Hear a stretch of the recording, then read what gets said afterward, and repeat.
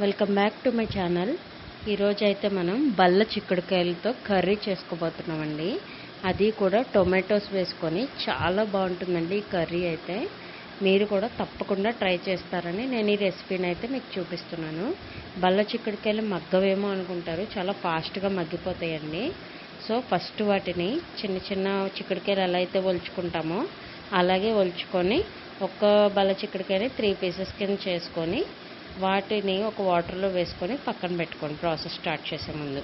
ఆ తర్వాత ప్యాన్ పెట్టుకొని సరిపడినంత ఆయిల్ వేసుకొని ఒక 5 మీడియం సైజ్ ఆనియన్స్ని 3 పచ్చిమిర్చిని వేసుకొని ఇలా చూపించే విధంగా బ్రౌన్ కలర్ వచ్చేంత వరకు కూడా వేయించుకోవాలి. ఆ తర్వాత వాటర్లో వేసిన చిక్కుడుకాయ ముక్కలు ఏవైతే ఉన్నాయో అవన్నీ కూడా కర్రీలో ఈ ఆనియన్స్లో వేసేయాలి.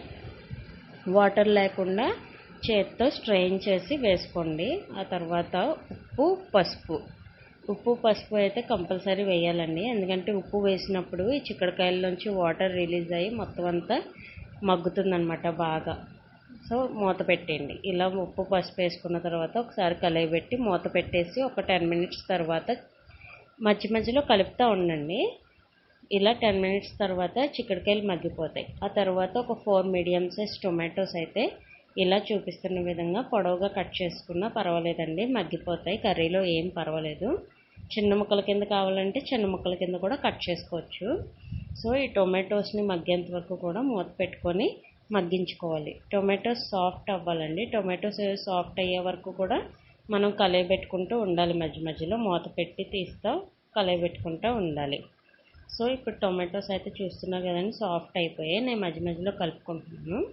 సాఫ్ట్ అయిపోయిన తర్వాత కారం వేసుకోండి. మీకు సరిపడినంత కారం అయితే వేసుకోండి.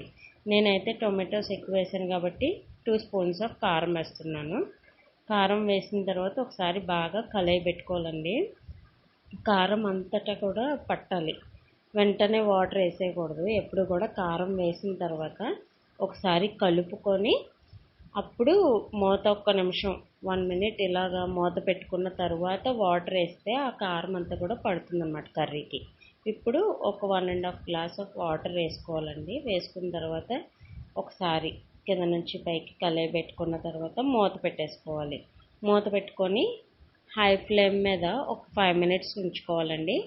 ఆ నీరు ఇంకిపోయాయి కొంచెమే ఉన్నాయి అన్నప్పుడు చిన్న మంట పెట్టుకోవాలి. అప్పుడు కర్రీ ఎప్పుడు కూడా టేస్టీగా ఉంటుంది. సో ఇదిగోండి, మనం చేసుకునే బల్ల చిక్కుడుకాయల కర్రీ అయితే రెడీ అయిపోయిందండి. ఇంకా కొంచెం వాటర్ ఉంది. సో మూత పెట్టి ఇంకొక 2 మినిట్స్ ఉంచితే కర్రీ అయితే రెడీ అయిపోయింది. Please like, share and subscribe.